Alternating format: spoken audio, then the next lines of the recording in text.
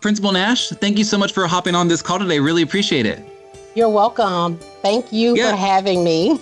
Of course, of course. So as you know, your campus was chosen this week to be part of our Campus Close-Up series. So we're going to be out at your campus all this week, telling the great stories about your campus and just about your campus culture and everything going on at Wesley. But first question's easy though. Tell me, how long have you been the principal at Wesley?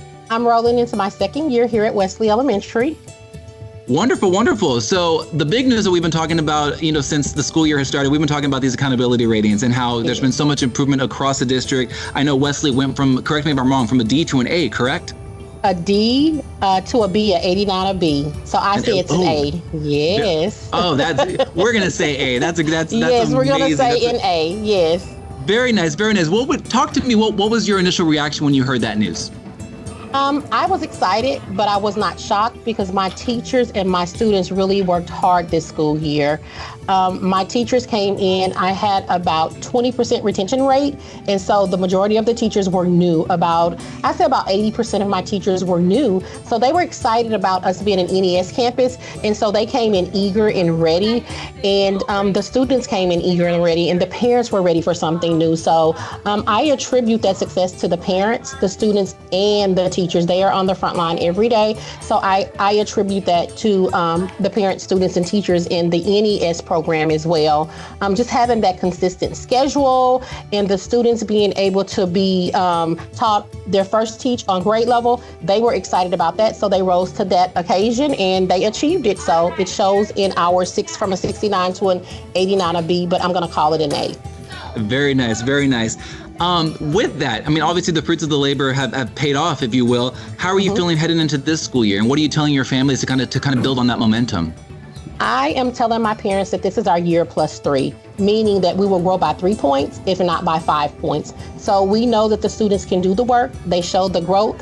In our achievement right now, we're sitting at a D, but we will get our meets and master students to where they need to be. And so we're looking for student achievement to be at a B as well this year. And we're looking at our overall rate to be an A. So our parents are on board. They're excited that we're no longer sitting at that 69 a D. They know what their students can do. And so they're partnering with us to ensure that they're doing things at home to help us for that achievement here at school. Very nice. For your families, maybe your new families to the school to your school this year, what's something maybe that you can't tell from your website that you want parents to know just about your campus? Maybe a unique program or just something that really sets your campus apart?